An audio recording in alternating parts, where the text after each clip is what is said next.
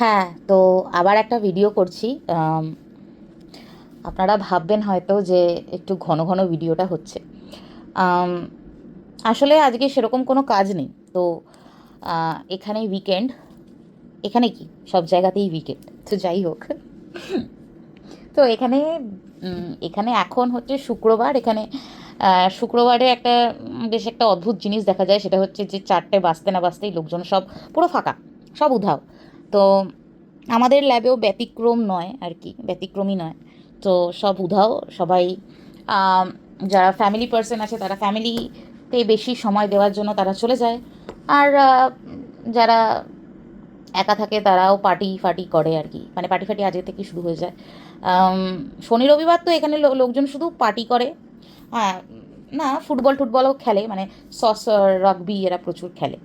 তো মাঝে মধ্যে আমার একটা বন্ধু আছে, সে একটু শসা টসার খেলে, সে ম্যাচ ফ্যাচ দেখতে যেতে বলে। বাট আমাদের বাঙালিদের তো আর কি, মানে আমাদের তো শনি রবিবার হলে আমরা ভাবি যে একটুখানি ল্যাদ খাই আর কি, ল্যাদ খাই, একটু ভালো মন্দ রান্না করি, নিজেই খাই। আমার আবার ওই ব্যাপার নেই যে আমি একা থাকলে রান্না বান্না করবো না। আমার রান্না করতে বেশ ভালোই লাগে, নিজের জন্য, পরের জন্য, সবার জন্যই। কিন্তু হ্যাঁ, মানে আমার আবার একটা অদ্ভুত একটা ব্যাপার আছে, প্রচণ্ড আমি একটু মানে আমি একটু নয়, প্রচণ্ডই আমি বিরক্তিকর একটা মানুষ, ঠিক আছে। প্রচণ্ড বোরিং।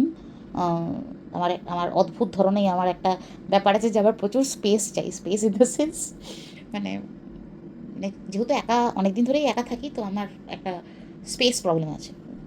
তো আমার একা থাকতে হয় একটু। তো যাই হোক, তো এই কারণে আমি সেরকমভাবে আর কি ইনভাইটেডও থাকি না। মানে লোকজন আমাকে ইনভাইটও করে না, আমিও যাই না, ঠিকই আছে। তো তাই জন্য একটা ভাবলাম যে ভিডিও করি। তো ভিডিওটা করছি ঠিকই, কিন্তু ভিডিওটা করার আগে মানে খুব স্পষ্ট ভাষায় আমি কয়েকটা কথা বলছি যে আমি এখানে কিন্তু কারোর প্রতি পার্সোনালি বায়াসড নই, ঠিক আছে। প্রত্যেকটা ক্রিয়েটার এখানে কন্ট্রোভার্সি ক্রিয়েটাররাই, মানে আমি কথা তো বলি কন্ট্রোভার্সি ক্রিয়েটারদেরকে নিয়েই। আর অবভিয়াসলি ব্লগার্সরাও রয়েছে, তো ব্লগার্সদের সাথে তো সেরকমভাবে আমার কোনোদিনও ইন্টারাকশন হয়নি, বাট কন্ট্রোভার্সি ক্রিয়েটার্সদের সাথে আমার ইন্টারাকশন আছে। তো প্রত্যেকটা ক্রিয়েটারই এখানে আমার কাছে এক সমান জায়গায় দাঁড়িয়ে আছে। আমি কারোর প্রতি পার্সোনালি বায়াসড নই, এবং কাউকে আমি কোনো রকমভাবে এন্ডর্স করছি না। মানে এন্ডর্স মানে হচ্ছে যে মানে এগিয়ে নিয়ে যাওয়া, বা তার পক্ষে কথা বলা, বা আমি কারোর পক্ষেও কথা বলি না, আমি কারোর বিপক্ষেও কথা বলি না। আমি যেটা বুঝি বা আমি যেটা দেখি সেটাই বলি আর কি। তো এই আম, এই সময়ে মানে আহ, আজকের দিনে দাঁড়িয়ে যেই ব্যাপারগুলো প্রিডমিনেন্ট, সেই কয়েকটা ব্যাপার নিয়ে আমি ডিসকাস করব। তো প্রচুর মানুষ একটাই কথা বলছে যে অবশ্যই কোনো রকম বেনিফিট না থাকলে বা কোনো রকম মানে কি বলবো, ফয়দা না থাকলে তাহলে কেউই ওই ব্যাগ ঝুলিয়ে আহ, কোনো বড় ভ্লগারের বাড়িতে যায় না। মানে সীমা আন্টির কথা বলছে, যে সীমা আন্টি কোনো ফয়দা আছে বলেই ব্যাগ ঝুলিয়ে ওই বেচারামের বাড়িতে গেছিল, ঠিক আছে, আমি বেচারাম বলছি। তো হ্যাঁ, মানে এইটা তো উম, এটাতে তো কোনো দ্বিধা নেই যে অবশ্যই ফয়দা ছিল, বেনিফিট ছিল, ঠিক আছে। বাট বেনিফিটটা কীরকম সেটা আমি আস্তে আস্তে বলছি। তো কথা হচ্ছে যে আগে বলে দিই, আজকের দিনে আপনারা যেরমভাবে এই কন্ট্রোভার্সি জোনটাকে দেখছেন, কন্ট্রোভার্সি জোনটা এইরকম ছিল না। মানে 2-3 বছর আগে কন্ট্রোভার্সি জোনটা এরকম ছিল না। মানে যখন থেকে এদের কন্ট্রোভার্সিটা স্টার্ট হয়েছে, সেই সময় কন্ট্রোভার্সি জোনটা এরকম ছিল না। ভিডিও টু ভিডিও কন্ট্রোভার্সি হতো না। আগেকার সময়ে ডিমান্ডও ছিল যে আমরা ভেতরের খবর শুনতে চাই। আর ক্রিয়েটার্সদের মধ্যে কাইন্ড অফ একটা র্যাট রেস চলতো, যে কে আগে গিয়ে ভেতরের খবর নিয়ে আসবে, এবং সেটা মানুষের কাছে কে আগে সবার আগে পরিবেশন করবে। এই র্যাট রেসটা চলতো, আর সেই র্যাট রেসে অনেকেই আর কি পার্টিসিপেট করেছে, অনেকেই, ঠিক আছে। এবং তার মধ্যে প্রধান প্রধান হচ্ছে সুতপা। না মানে অনেকেই কথাটা শুনে হয়তো তাদের খারাপ লাগতে পারে, আমার কিছু করার নেই তাতে, কারণ সুতপা সব সময় মানে ওর একটা টেন্ডেন্সি আমি দেখেছি, যতটা ভিডিও হয়, ভিডিও টু ভিডিও ওর মানে করার ক্ষমতা ওর খুব কম, ঠিক আছে। আম, ও মানে যখন মন্দিরার ব্যাপারটা হলো তখন ও কিন্তু চলে গেছিলো মন্দিরের পাশে একদম পার্সোনালি ওর পাশে দাঁড়াতে, ঠিক আছে। তারপরে এমএসএলকে নিয়ে যখন ভিডিও হয়েছে তখনও প্রচুর এরকম ভিডিও করেছে যেখানে ও বলেছে যে গোপন তথ্য, গোপন তথ্য, গোপন জায়গা, গোপন মানে গোপন জায়গা থেকে ইনফরমেশন এসছে, গোপন জায়গা থেকে ইনফরমেশন এসছে, ঠিক আছে। তারপরে আরশও হচ্ছে এরকম মানে ভিডিও করেছে যেখানে অনেক যেগুলো ভিডিওতে দেখানো হয়নি সেই ধরনের প্রচুর প্রচুর ভিডিও করেছে, যেখানে ভিডিওতে যেগুলো দেখানো হয়নি সেগুলো মানে তুলে ধরে এনেছে, তুলে ধরে এনে ভিডিও করেছে। এবং সেই যেগুলো আরশ তুলে ধরে এনেছে সেগুলো নিয়ে যখন ভিডিও হয়েছে এবং আরও অনেক কন্ট্রোভার্সি ক্রিয়েটার সেইগুলোকে নিয়ে আবারও ভিডিও করেছে। তো এগুলো মানে এগুলো চলতো আগে। মানে আজকের দিনে দাঁড়িয়ে কন্ট্রোভার্সি ক্রিয়েটার্সরা অনেকেই বলে যে ভিডিও টু ভিডিও করুন, এবং অনেকেই ভিডিও টু ভিডিও করে। তাদের মধ্যে উল্লেখযোগ্য নাম হচ্ছে Runa aunty, Tanushree aunty, passion with Api, তারপরে প্যাশন উইথ মুন, ঠিক আছে। মহুয়া বলে একজন আছে, তিনি আমি পুরো চ্যানেলটার নাম মনে করতে পারছি না, লিভিং উইথ মিলি, ঠিক আছে। তো যদিও লিভিং উইথ মিলি আন্টি বা তনুশ্রী আন্টিও একটা সময় সুতপাকে সাপোর্ট করতো, লিভিং উইথ মিনি হচ্ছে এই বেচারামকে সাপোর্ট করতো, কিন্তু এখন অনেকটাই নিউট্রাল, ঠিক আছে। তো যেটা বলছি সেটা হচ্ছে যে ওই সময়ে হচ্ছে অডিয়েন্সদের ডিমান্ডও এরকম থাকতো যে তারা হচ্ছে ভেতরের খবরগুলোই শুনতে বেশি ভালোবাসতো। সে তারা সুতপার কাছেও ভিতরের খবর ডিমান্ড করতো, কারণ সুতপা সাপ্লাই দিত, এবং আরশের কাছেও মানে ভিডিওর বাইরে ভেতরের খবরই ডিমান্ড করতো, কারণ আরও সাপ্লাই দিত। তো শুধু কন্ট্রোভার্সি ক্রিয়েটারদেরকে দায়ী করলে তো হবে না, ভিউয়ার্সরাও একই সম পরিমাণ তারাও মানে একই রকম চাহিদা রাখতো, ঠিক আছে। তাছাড়াও শুধু ভিউয়ার্স আর কন্ট্রোভার্সি ক্রিয়েটারদের নামেও দোষ দিলে হবে না, ব্লগাররাও তাই করতো, ব্লগাররাও তাই চাইতো যে ভিতরের খবর মানে তারা দেখাতো মানুষের সামনে, তারা মানে এইগুলো দেখাতে চায় না, তারা তাদের পার্সোনাল লাইফ ডিসক্লোজ করতে চায় না, তারা তাদের পার্সোনাল লাইফ পার্সোনালি রাখতে চায়, কিন্তু তারা কিছু কন্ট্রোভার্সি ক্রিয়েটারদের সাথে কন্টিনিউয়াস ফোন বা নানান ধরনের সোশ্যাল মিডিয়া বা পার্সোনালি যোগাযোগ রেখে গেছে। এবং শুধু তাই নয়, আমরা দেখেছি প্রীতমের মতো বড় ব্লগার তাদের বাড়িতে মানে তার বাড়িতে প্রায় কয়েকজন কন্ট্রোভার্সি ক্রিয়েটার এক রাতও কাটিয়ে এসেছিল। এক রাত মানে তারা কোনো একটা অকেশনে গেছিলো, সেখানে গিয়ে তারা মোটামুটি এক রাত স্পেন্ড করেছে কয়েকজন ক্রিয়েটার্স, ঠিক আছে। তো এর থেকে কি বোঝা যায় যে কন্ট্রোভার্সি ক্রিয়েটার্সরা শুধু নয়, কন্ট্রোভার্সি ক্রিয়েটার্সরা শুধু নয়, তার হচ্ছে ভিউয়ার্স প্লাস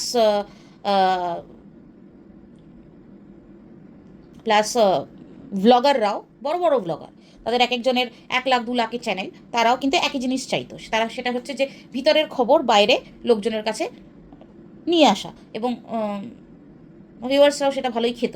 তো আজকের দিনে এত অসুবিধা হচ্ছে কেন মানুষের, যে ব্যাগ ঝুলিয়ে কেন গেছে, কারণ সেটা তো সবাই করেছে। সুতপাও গেছে মন্দিরের কাছে খবর আনতে, তারপরে আরও সব প্রচুর কোথা থেকে কী খবর নিয়ে এসছে আমরা সেটা জানি না, কিন্তু ও প্রচুর বাইরের খবর এনেছে।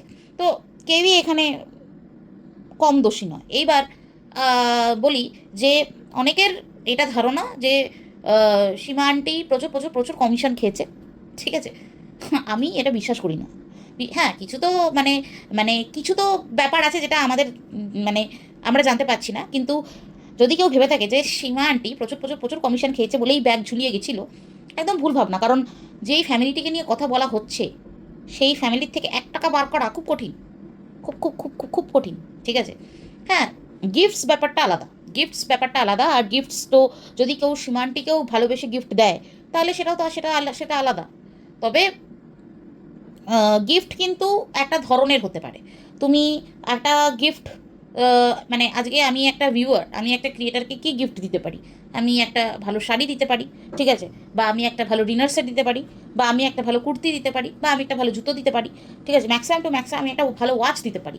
এর থেকে বেশি কি আমি আমাকে যদি মানে আমি যদি কাউকে একটা হীরের কানের দুল দিতে চাই এবং সে যদি সেই কানের দুলটা অ্যাকসেপ্ট করে, তার কি মানে তার মনে কি এটা আসবে না যে আমাকে এত দামি গিফটটা যখন দিচ্ছে আমারও কিছু দায়বদ্ধতা তার প্রতি থাকবে।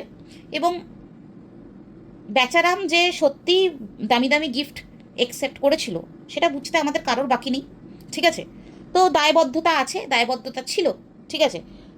তো সীমা আন্টি যদি কেউ ভেবে থাকে যে সীমা আন্টি মানে প্রচুর প্রচুর কমিশন পেয়েছে, এটা এটা খুব ভুল ভাবনা। ওই ফ্যামিলির থেকে 1 টাকা উদ্ধার করতে পারলে অনেক বড় ব্যাপার। আজকে টিনা সংসার ছেড়ে যখন যায়, টিনা বারবার বলেছিল আমার হাতে কিছু নেই, আমার হাত ফাঁকা, ঠিক আছে। তো আমি জানি না লোকজন কী করে ভাবছে যে প্রচুর কিছু নিয়েছে মানে সীমা আন্টি। তো যাই হোক, ভাবুক। বাসন, তারপরে শাড়ি, তারপরে তারপরে আরও কী সব বলছে আর কি। তো যাই হোক, এগুলো নিম্ন রুচির পরিচয়, আর কিছুই নয়। তো হ্যাঁ, তো তারপরে হচ্ছে যে ফয়দা বা বেনিফিটের কথা হচ্ছিল। তো হ্যাঁ, আমার যেটা মনে হয় যে বেনিফিট যেটা ছিল সেটা হচ্ছে যে টিনা এই দুটো চ্যানেলকে একটা বিশাল জায়গায় নিয়ে গেছিল, যেটা সত্যি। যদিও চ্যানেলগুলো খোলা হয়েছে যখন, তখন সৌমালির পপুলারিটি জন্যেই চ্যানেলগুলো খুলেছে এবং তাতে লোকজন আসা শুরু হয়েছে। বাট টিনা একটা আলাদা লেভেলে নিয়ে গেছিলো।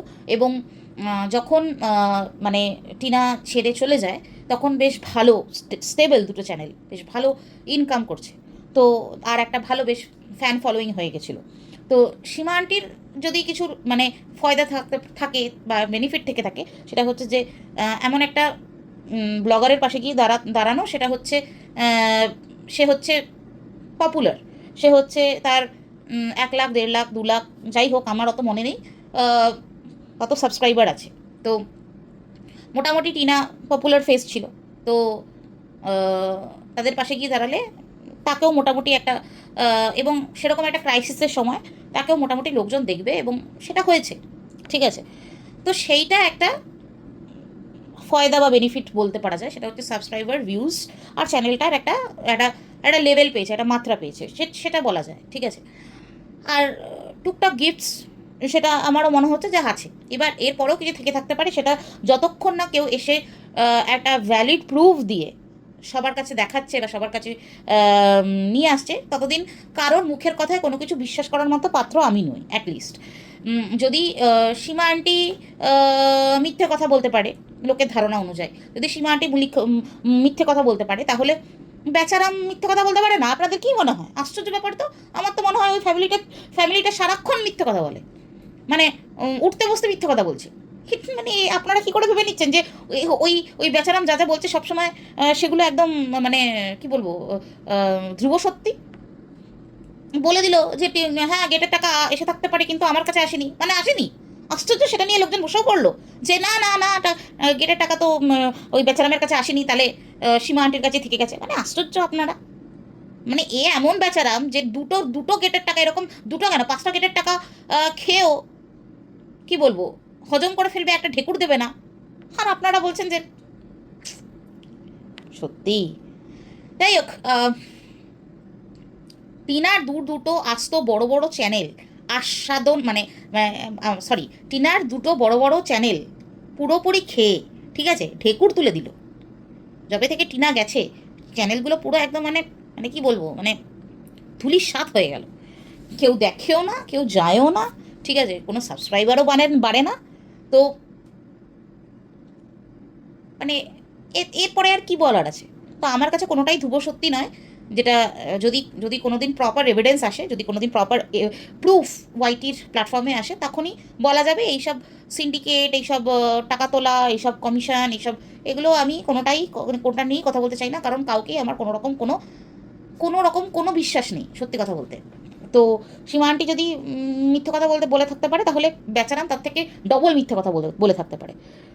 আর আর সত্যি কথা তো আমি তো দেখেছি যে মানে খাট এসছে, আলমারি এসছে, বাচ্চাটার জন্য ইয়ে এসছে, খেলনা এসছে। তো যেটা দেখেছি সেটা তো বলতেই হবে। তো কী বেনিফিট হয়েছে যদি আমাকে জিজ্ঞাসা করা যায়? হ্যাঁ, সীমা আন্টি চ্যানেলটা গ্রো করেছে। এবার সীমা আন্টির জন্য প্রচুর লোকের চ্যানেল গ্রো করেছে, সেটাও তো বললে চলবে না, সেটাও তো ভুললে চলবে না, সেটাও তো ভুললে চলবে না। আমাদের কি বলবো,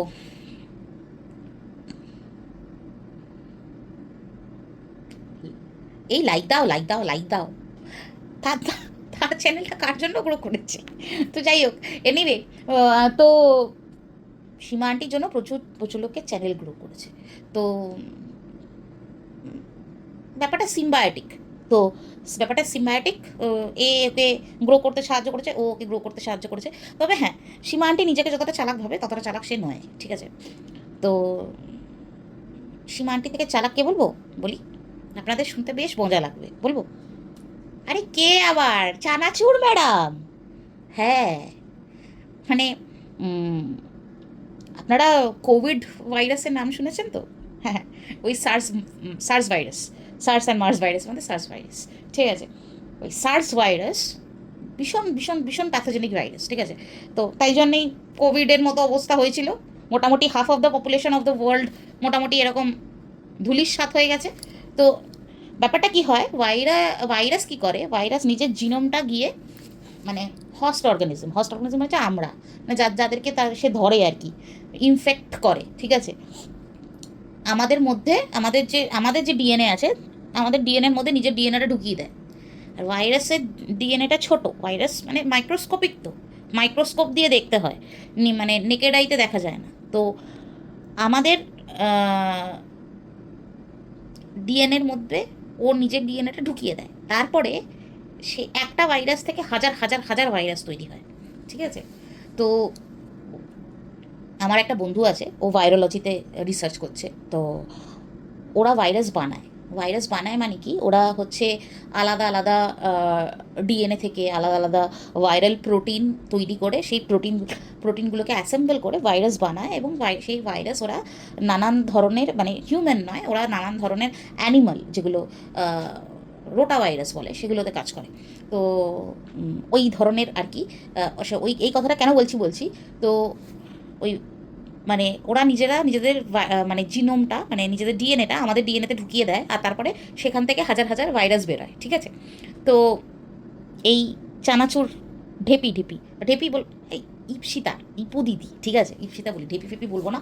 আমি একদমই ক্যাটাগরিক্যালি আমি কাউকেই বডি শেমিং করতে চাই না, ডেফিনেটলি নট। তো আমি ইপো দিদি বলি। তো ওই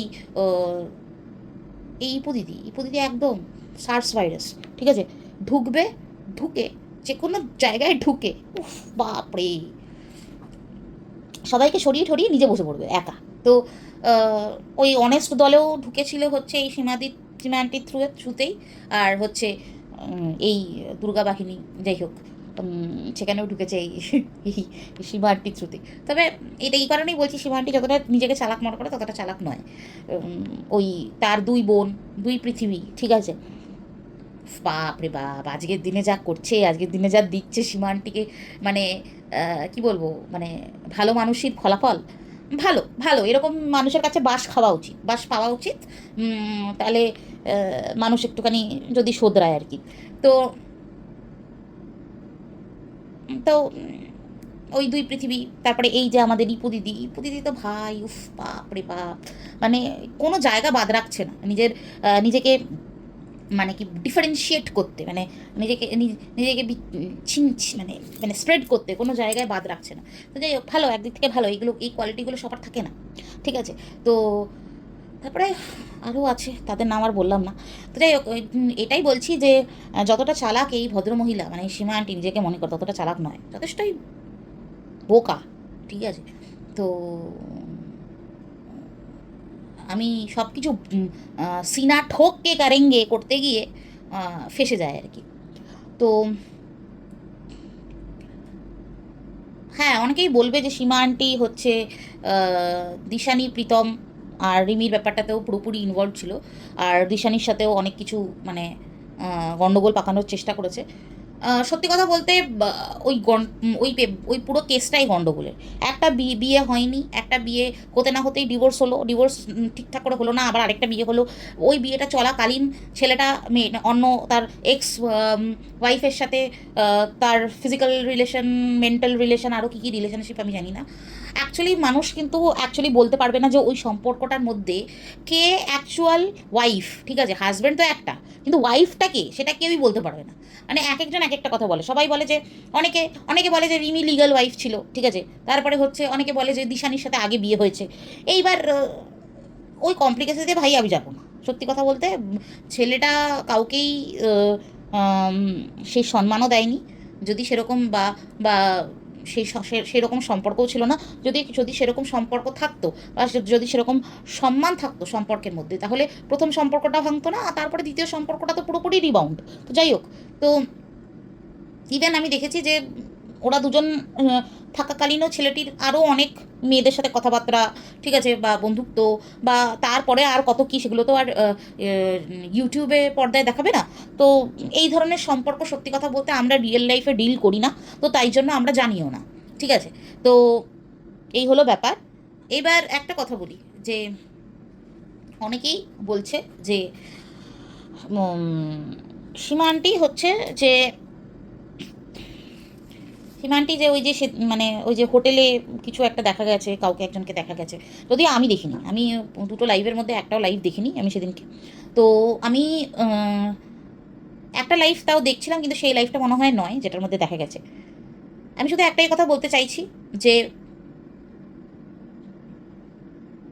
এক্সট্রা ম্যারাইটাল ব্যাপারটা সোশ্যালি অ্যাকসেপ্টেড নয়, লিগালি আমাদের দেশে অ্যাকসেপ্টেড, ঠিক আছে। তো সোশ্যালি অ্যাকসেপ্টেড নয়, তো আমরা সোসাইটির মধ্যে থাকা মানুষ, আমরা সোসাইটির বাইরে নই। তো তাই জন্য সোশ্যালি যখন অ্যাকসেপ্টেড নয়, আমার কাছেও অ্যাকসেপ্টেড নয়। তো হ্যাঁ, এটা সত্যি কথা যে যদি এরকম কিছু থেকে থাকে, তাহলে মানুষের একটা সম্পর্ক থেকে বেরিয়ে এসে আরেকটা সম্পর্ক স্থাপন করা উচিত। কিন্তু কথাটা হচ্ছে যে কীরকম কী ধরনের সম্পর্ক আজকে সীমা আন্টি আর শুভ আঙ্কেল শেয়ার করে, সেটা আমরা জানি না, আমি পার্সোনালি জানতেও চাই না, ঠিক আছে। আর হচ্ছে সীমাটির সাথে সেই ভদ্রলোকেরও কী ধরনের সম্পর্ক, প্রচুর সম্পর্ক এরকম থাকে যেগুলো হচ্ছে যে এই সমাজের পরিকাঠামো বা এই সমাজের যে রুলস অ্যান্ড রেগুলেশনের বাইরে থাকে, কিন্তু প্রচণ্ড পবিত্র হয়। প্রচুর সম্পর্ক এরকম থাকে, প্রচুর বন্ধুত্বের সম্পর্ক এরকম থাকে, প্রচুর পবিত্র হয়, প্ল্যাটনিক, ঠিক আছে, প্রচুর প্ল্যাটনিক সম্পর্ক হয়। আর আমি এটা বলতে চাইছি না, যে আমি এটা একবারের জন্যও বলছি না যে এই সীমা আন্টির সাথে সেই ভদ্রলোকের বা সেই ভদ্রলোকের প্ল্যাটনিক সম্পর্ক বা পিওর সম্পর্ক, এগুলো কিছুই বলছি না। সম্পর্ক আছে কতটা কী সেটাও বলছি না, কিন্তু যাই থাকুক না কেন, সেটা আগের থেকে মানুষের কাছে জানা ছিল, অজানা কিছুই ছিল না। তো সেটা নিয়ে যদি এখন মানুষ রিয়াক্ট করে যে না, এটা তো আমি জানতাম না, বা এতটা কেন করলো, এতটাও উদ্ধত দেখানোর কী ছিল, সীমা আন্টি প্রথম থেকেই এরকম, জো কারেঙ্গে সিনা ঠোককে কারেঙ্গে। তো এতে আর নতুন কী করার আছে, নতুন কী বলার আছে। তো যাই হোক, আর ওই যে আমি একটা কথা বললাম যে পরিস্থিতি কী, কী পরিস্থিতি, কী ধরনের সম্পর্ক শুভ আঙ্কেল আর সীমা আন্টি শেয়ার করে, সেটা আমরা জানি না। তাদের পার্সোনাল লাইফ যতটুকু সীমা আন্টি দেখাবে ততটুকুই আমরা দেখতে পারবো, এর থেকে বাইরে কিছুই দেখতে পারবো না।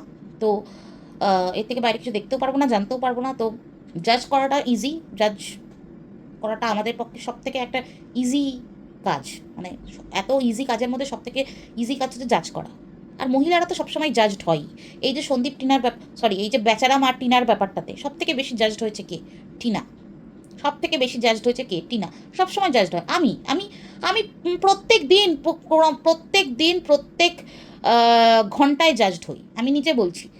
আমার নিজের বন্ধু বান্ধব আমাকে প্রচুর জাজ করে।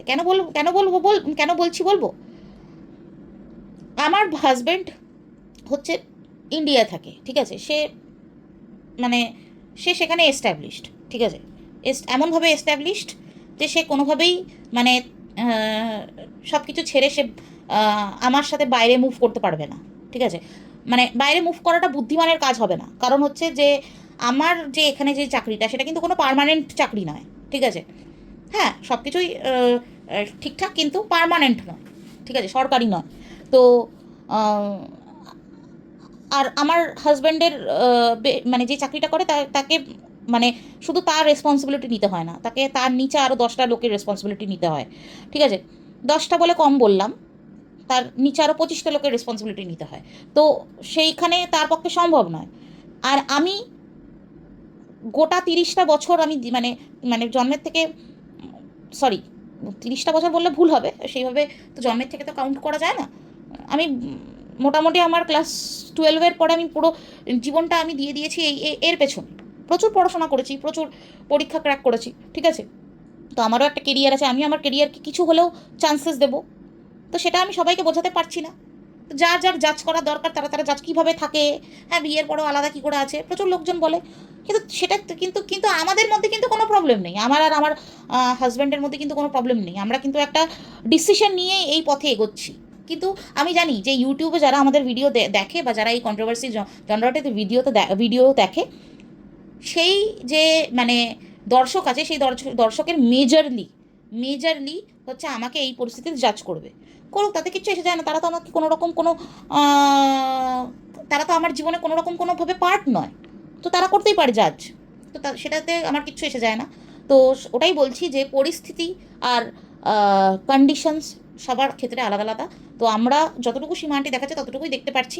তো আমি এখানে কিছুই বলতে চাই না, কারণ ব্যাপারটা হচ্ছে যে প্রথমত তো আমি দেখিনি সেদিনকে লাইভ, আর হচ্ছে যে যেটা ছিল সেটা সীমান্টি অনেকবার বলেছে, ঠিক আছে, আগেও বলেছে, কিছুদিন আগেও বলেছে। তো এটা নতুন কিছু নয়। যদি মানুষের মনে হয় এটা খুব মানে সে বিশাল একটা ডেয়ারিং কাজকর্ম করে দিয়েছে, সীমান্টি সবসময় ডেয়ারিং কাজকর্মই করে।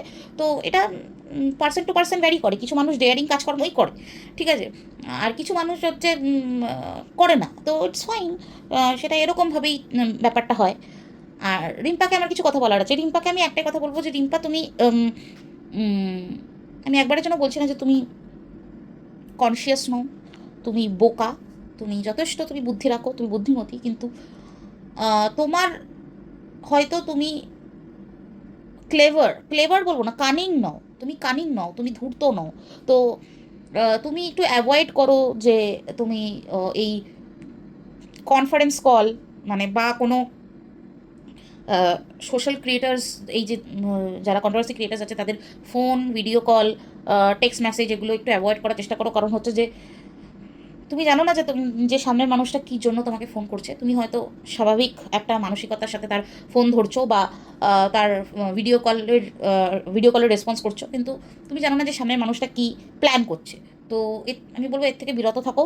আর আরও আরেকটা কথা বলছি যে আমাদের এখানে প্রত্যেকের বেশ ভালো বয়স হয়েছে, প্রচুর অভিজ্ঞতা আছে, সবাই ভীষণ ম্যাচিওর্ড, ভীষণ পরিণত। তো সবার বোঝা উচিত যে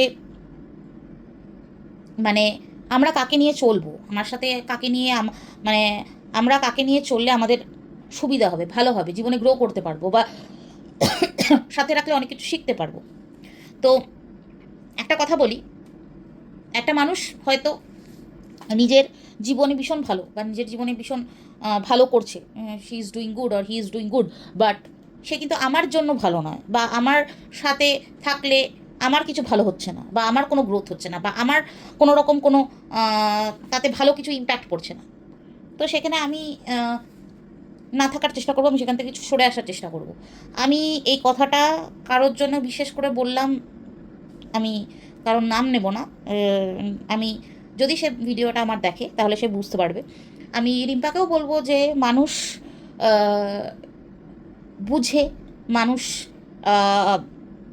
ভেবে, মানে সামনে মানুষটা কী চাইছে কী চাইছে না সেটা বুঝে তারপরে তুমি মানে কনভারসেশন করো তাদের সাথে। দেখো, যেই ব্যাপারগুলো হচ্ছে ওয়াইটিতে সেগুলো প্রচণ্ড পরিমাণে আননেসেসারি, আনএক্সপেক্টেড, সব থেকে বড় কথা আননেসেসারি, কোনো প্রয়োজন নেই, কিন্তু হচ্ছে, কি করা যাবে। এই যে ইউএসএতে ট্রাম্প আসার পরে প্রচুর জিনিস আননেসেসারি হচ্ছে, কিন্তু হচ্ছে, কিছু করার নেই, তার প্রচুর ফলাফলও আসছে, কিন্তু কিছু করার নেই, এটা হচ্ছে, এটা হবে এখন, এটা এইভাবেই হওয়ার কথা ছিল, তাই হচ্ছে। তো এইভাবেই ধরে নেওয়া যাক। এই যে ট্রাম্প এসে এই যে 25% লাগিয়ে দিল ইন্ডিয়াতে ট্যারিফ, ঠিক আছে, তো এইগুলো হচ্ছে রিপার্কেশন, এগুলো হচ্ছে কনসিকুয়েন্সেস। তো হবে, এগুলো হওয়ার আছে, তাই হবে। কিন্তু এগুলো সব আননেসেসারি, কোনো প্রয়োজন নেই। কিন্তু শুধুমাত্র হচ্ছে যে ইন্ডিয়া আর রাশিয়ার একটা ভালো সম্পর্ক আছে, সেটা দেখে ট্রাম্পের জ্বলে আর কি ফেটে যাচ্ছে, তো সেটার জন্যই আর কি ট্রাম্প এইসব করছে। তো করুক, কিন্তু কিন্তু কিন্তু এটাই কথা হচ্ছে যে আননেসেসারি অনেক কিছু ইউটিউবে হচ্ছে, তো সেগুলো আননেসেসারি জিনিসের মধ্যে না পড়াই ভালো। আর কারোর সাথে পার্সোনাল যোগাযোগ রাখার কোনো প্রয়োজন নেই, আমার তো মনে হয় না যে এখানে কোনো পার্সোনাল যোগাযোগ রাখার কোনো রকম কোনো প্রয়োজনীয়তা আছে কারোর। সেইটুকুই ভিডিওটা ছিল। আপনারা নিজেদের মতো করে মতামত জানাবেন। আর আমি জানি না কবে আবার একটা ভিডিও দেবো, তবে হ্যাঁ, কমিউনিটি পোস্টে মোটামুটি অ্যাক্টিভ আছি।